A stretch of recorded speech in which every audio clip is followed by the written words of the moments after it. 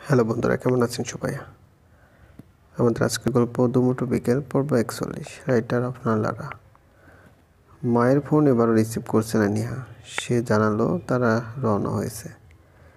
স্পর্শ বাসার চাবি নিয়ে চাচাকে দিতে গেল, কারণ এতক্ষণ ওয়েট করার সময় নাই তার কাছে। অফিসে লেট হলে আবার 100 কৈফিয়ত দিতে হবে তাকে। কলিং বেলের আওয়াজ শুনে চাচা চাচিকে বললেন, এই সময় কে আসতে পারে? তারা চা খাচ্ছিল তখন। চাচি চায়ের কাপটা টেবিলের উপর রেখে গিয়ে দরজা খুললেন। স্পর্শকে দেখে তার মুখে হাসি ফুটল। মুচকি হেসে ওকে ভেতরে আসতে বললেন। না চাচি, আমি অফিসে যাব। নাও চাবি রাখো, মা কে আসতেছে, ওরা আসলে ওদের হাতে দিও। চাচা এগিয়ে এসে বললেন, রিমের কথা জানে? না, জানে না, আর জানবেও না। তোমরা কিছু বলো না। রিমের মা অসুস্থ বলে সে মাত্র তার বাসায় ফিরে গেছে। বাসা খালি এখন। ও ঠিক আছে তাহলে। স্পর্শ চলে গেল তার কাজে। রিমঝিম তার বাসার দরজার কাছে সে দাঁড়িয়ে আছে। এমন সময় সে এসেছে, এখন বাসায় ভাইও আছে। নিজেকে শক্ত করে সে কলিং বেলে চাপ দিল। 5 মিনিট পর তামিম এসে দরজা খুলল। প্রথমে তার মুখ গোমড়া থাকলেও হুট করে রিমকে দেখে সে উজ্জ্বল করে এক হাসি দিল। তারপর দৌড়ে এসে রিমকে জড়িয়ে দিল। রিম ওকে ধরে স্বস্তির নিঃশ্বাস ফেলে চুপ করে আছে। এতটা দিন পর আদরের ভাইটিকে দেখে ভালো লাগারই কথা। কে এসেছে রে তামিম? মা রান্নাঘর থেকে চায়ের ট্রেটা টেবিলের উপর রেখে মেইন দরজার দিকে চেয়ে রিমকে দেখে অবাক হলেন। তাই দৌড়ে কাছে এসে ওকে ঝাপটে ধরে কেঁদে ফেললেন। যাক, এসেছিস তাহলে। আর কখনো আমাকে ছেড়ে যাওয়ার কথা বলবি না তুই। এতদিন কোথায় ছিলি? মা, আমি আসলে... কথাটা শেষ করার আগে রিমঝিম রিহাবকে দেখে আঁতকে উঠল। রিহাব তার রুম থেকে বেরিয়ে ওকে দেখে চুপ করে এক জায়গায় দাঁড়িয়ে আছে। এখন রিম মুচকি হেসে এগিয়ে গিয়ে বলল, কেমন আছো ভাইয়া? রিহাব একটু এগিয়ে এসে দাঁড়ালো। রিমঝিমের পা থেকে মাথা পর্যন্ত দেখছে সে। রিম তার প্রশ্নের জবাব পেতে চেয়ে আছে রিহাবের মুখের দিকে।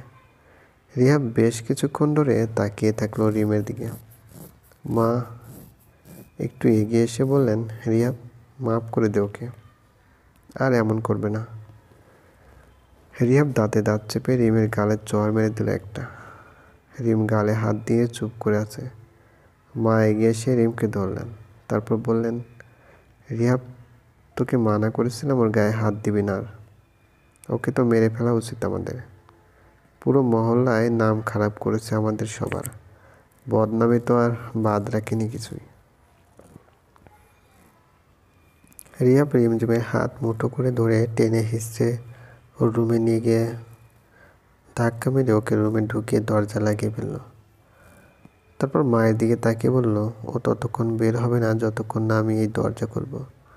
ওরে আর জীবনেও বাড়ির বাইরে আমি পা রাখতে দেব না। এমনিতেও কম নাম খারাপ করেনি। বন্ধুবান্ধব, আত্মীয়, অনাত্মীয় কারো কাছে মুখ দেখানোর মতো কাজ করে নাই সে। সব এক ঝটকায় শেষ করেছে। কোথায় গিয়ে নিজের জীবন নিজে নষ্ট করেছে তা খোদা জানে। কথা শেষ করে রিহাব হনহনিয়ে নিজের রুমে চলে গেল। রিমঝিম ফ্লোরে বসে আছে। ঠিক এই মুহূর্তে স্পর্শের কথা অনেক অনেক মনে আসছে। এসে কি ভুল করলাম আমি? আমার কি তাদের বলে দেওয়া উচিত যে আমার আর স্পর্শের বিয়ে হয়ে গেছে? আমরা বিবাহিত। না না না, এটা জানলে আমার আর স্পর্শের হাল খারাপ করবে তারা। এদিকে স্পর্শ মাথাটা ধরে শেষ হয়ে যাচ্ছে। এত এত টেনশন। না জানি রিহাব কি বিহেভ করছে ওর সাথে। গায়ে হাত তুলিনি তো আবার। রিম কি আমাকে সত্যিটা বলবে? একবার ফোন দেব। ভাবতে ভাবতে স্পর্শ রিমকে শেষমেশ কলটা করেই ফেলল। অনেকক্ষণ কলিং হয়ে তারপর রিম রিসিভ করেছে। ওর হ্যালো শুনে স্পর্শ পাক্কা শিওর হয়ে গেছে রিম কাঁদছিল এতক্ষণ। কি করছো? বসে আছি। ফ্লোরে? আপনি জানলেন কি করে? কারণ আমার বউ সবসময় ফ্লোরে বসেই কাঁদে। রিম চমকে গেল কথাটা শুনে। তারপর কিছুক্ষণ চুপ থেকে তারপর বলল, আপনার আম্মু আখি আপু আর নিয়া আপু গেছে? আসতেছে পথে, এতক্ষণে মেবি চাচার বাসায়। আচ্ছা। রিহাব মারেনি তো? না। জানি সত্যি বলবে না। নিজের খেয়াল রেখো। একটা কথা মনে রাখবে। কি? ইশতিয়াক স্পর্শের একমাত্র বউ তুমি। মানতাম। মানবে। তুমি লিগালি আমার ওয়াইফ। ওই রিহাব ব্যাটারে ভালো মতন বুঝিয়ে দিবা, আর নয়তো থাক, তুমি বুঝতে গেলেও তোমায় গায়ে হাত তুলবে। আমি বিষয়টা হ্যান্ডেল করব। বরং ঠিক আছে, বাই বাই। স্পর্শ অফিসে কাজ ছেড়ে বাসায় ফিরছে। মা জানালো তার চাচার বাসায়, ও যেন ওনাদের নিয়ে বাসায় ফিরে। স্পর্শ তাই এখন চাচার বাসায় যাচ্ছে। বাসায় এসে মাকে বলল চলো। মা বললেন নিয়াকে নিয়ে যেতে, তিনি আকিকে নিয়ে পরে আসবেন। মা এটা ইচ্ছে করে করেছেন যাতে নিয়া আর স্পর্শ একটু আলাদা সময় কাটাতে পারে। স্পর্শ বলল মা যখন যাবে তখনই সে বাসায় ফিরবে, একা নিহাকে নিয়ে নয়। মা তার জেদ ধরে ওকে চাচার বাসা থেকে বের করে দিলেন, সাথে নিহাকেও। তাই বাধ্য হয়ে সে এখন নিহাকে নিয়ে বাসার দিকে যাচ্ছে। নিয়ে হাঁটার সময় বারবার স্পর্শের হাত ছোঁয়ার চেষ্টা করছে। স্পর্শ ভীষণভাবে বিরক্ত হচ্ছে তাতে। রিমের ছবি চোখের কাছে ভেসে যাচ্ছে, ওর মাঝে এই মেয়েটা এসব কি শুরু করলো? কি হলো? এতক্ষণ ধরে আপনার হাত ধরার চেষ্টা করছি, আমি বুঝছেন না? না, বুঝছি না। তুমি এমন কেন করছো? আজীব তো, আপনার আমার বিয়ে হবে কদিন পর, আর আপনি কিনা আমাকে অ্যাভয়েড করার চেষ্টা করছেন। নিয়ে চুপ থাকো। না, আমি তোমাকে কখনো লাভ করছি না। বিষয়টা এত দূর যাবে? অবশ্যই যাবে, রোকসানা আন্টি একমত। আর আপনি আপনার মায়ের কথা কখনোই ফেলেন না, তা জানা আছে আমার। রিমঝিম নিজের জামাকাপড় ওয়ার্ডরোবে রেখে দিয়ে বারান্দায় এসে নিজের গোলাপ গাছটা দেখছে। এই সময়টা তো সে আর স্পর্শ মিলে চা খেত। না জানি কি করছেন এখন। খুব মিস করছি আমি। যে লোকটাকে সহ্য করতে পারতাম না, আজ তাকে অনুভব করছি খুব করে। মনে হয় আমি এততে মুগ্ধ হয়ে যাচ্ছি দিন দিন। স্পর্শ নিজের রুমে ঢুকে ঠাস করে দরজা লাগিয়ে ঘাপটি মেরে বসে আছে। নিহার সাথে বসে বকবক করার মন মানসিকতা নেই তার। নিহা রিমঝিম যে রুমে থাকতো, সেই রুমটা দেখতে গিয়ে এত ফুল ভর্তি একটা বারান্দা দেখতে পেয়ে আর লোভ সামলাতে পারল না। নিহার আবার ফুল গাছ দেখলে ফুল ছিঁড়ে নিজের হাতে রাখতে বেশ ভালো লাগে, আর এখন সে তাই করলো। যত ফুল ফুটেছিল এক এক করে সবগুলো ছিঁড়ে কানে মাথায় গুঁজে নিয়েছে সে। ভাবলো এরকম ফুলের গহনায় তাকে দেখলে স্পর্শ আরও পাগল হয়ে যাবে। নাচতে নাচতে সে স্পর্শ রুমের কাছে এসে দরজা ধাক্কানো শুরু করে দিয়েছে। স্পর্শ বিরক্ত হয়ে দরজা খুলতেই নেহাকে এমন সংসারতে দেখে বিরক্ত আরও বেশি হলো। পরে যখন ওর মাথায় এসলো ফুলগুলো কোথা থেকে এসেছে, তখন ওর মেজাজটা বিগড়ে গেছে। এক ধমক দিয়ে সে বলল, তোমার সাহস হলো কী করে আমার বারান্দার ফুল ছিঁড়া? How deer you? ফুল হয় ছিঁড়ার জন্য, এত রাগার কী আছে? ফুল ছিঁড়ার জন্য হয় না, ফুল গাছেই সুন্দর লাগে দেখতে।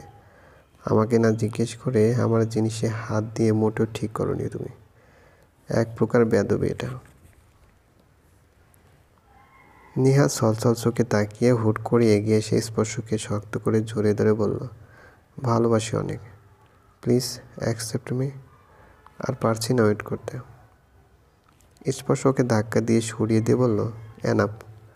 আমি রিমঝিমকে ভালোবাসি। 3 বছর ধরে আমার মনে ওরই মোহ বিরাজ করছে, আর আজীবনও থাকবে। আমাকে ছোঁয়ার অধিকার ও শুধু তোরই। নিয়া ব্রুকসকে বলল, রোকসানা আন্টি ওকে দেখতে পারে না, আপনি আপনার মায়ের মতো বিরোধিতা করবেন?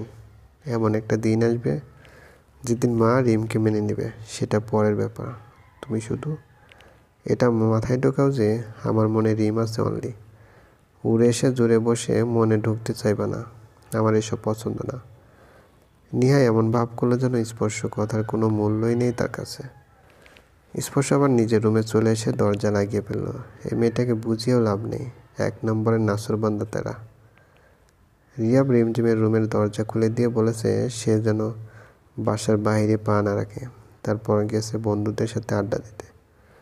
রিম তামিমকে কোলে নিয়ে সোফায় বসে আছে।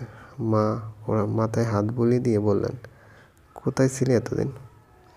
আমার এক ক্লাসমেটের বাসায়, নাম রুম্পা। চিনি না, কখনো তো শুনি নাই ওর কথা তোর মুখে। হ্যাঁ, এমনি নর্মাল ফ্রেন্ড ছিল, তবে বিপদে কাজে আসলো। তা না হলে এই শহরে বিপদ হতেও তো সময় লাগে না। আমি যে চিন্তা করছিলাম তোকে নিয়ে, চিন্তায় চিন্তায় অসুস্থ হয়ে গেছিলাম। তোমার জ্বর কমেছে? দেখি কি করে এমন জ্বর আসলো। এক হাতে সংসার সামলানো কি সহজ ব্যাপার? তুই আমাকে কত কাজে সাহায্য করতি। তুই চলে যাওয়ার পর তোর কাজগুলো আমাকে করতে হয়েছিল। এখন সব আমি করব, সব শিখে গেছে। ওরা তোকে দিয়ে কাজ করিয়েছে? না, মানে আমি নিজ থেকে দু একটা করতাম। আপু বল। রিয়াব ভাই আর বউ আঁকি আপু রোজ বিকালে তোমার গোলাপ গাছে পানি দিত। জানি। মা চমকে বললেন, কি করে জানিস? রিম থতমত খেয়ে বলল, গাছে পানি দিত সেটা জানতাম, বাট কে দিত সেটা এখন জানলাম আর কি। ও, শুনলাম আঁকের খালাতো বোন নিয়ার সঙ্গে নাকি স্পর্শের বিয়ে হবে। রিম চমকে মায়ের মুখের দিকে চেয়ে বলল, ও হুম। রুকসানা বেগম তো পুরো মহল্লায় খবর ছড়িয়ে দিয়েছে। মেয়ের বিয়ের চেয়ে তার ছেলের বিয়ে নিয়ে উল্লাস বেশি, যেন এখনই বিয়ে দেবে। যাক, ভালো হয়েছে। ওই ছেলেটা তোকে যে পরিমাণ জ্বালাতো হুট করে রিহাবের আংটি বদলের দিন থেকে, সেও পাল্টে গেল। আমি অনেক খুশি, রিহাব তো আরও খুশি। তবে স্পর্শ ছেলেটাকে কেমন যেন আপন আপন মনে হয়। ছেলেটা তোকে অনেক ভালোবাসতো, এটা তো কোনো সন্দেহ নাই। কিন্তু ভাগ্য কখন বদলায় যায়, এটা সম্পর্কে কি আর আমরা আগাম বার্তা পাই না। দেখ না, ছেলেটা এবার নিহা মেয়েটাকে বিয়ে করে সংসারও শুরু করে দেবে। তারও আরেক জায়গায় বিয়ে হয়ে যাবে। অথচ সে যেমন পাগলামি করেছিল, আমি তো ভাবছিলাম না জানি উঠিয়েই নিয়ে যায় তোকে। রিম চুপ করে মায়ের সব কথা শুনছে। মাকে কি বলে দেব আমার আর অন্য যে বিয়ে হয়ে গেছে? না, স্পর্শ মানা করেছিল। আমার বলা ঠিক হবে না। যা সামলানোর উনিই সামলাবেন। চলবে। গল্পটি ভালো লাগলে অবশ্যই লাইক করবেন, কমেন্ট করে জানিয়ে দেবেন। ধন্যবাদ, ভালো থাকবেন।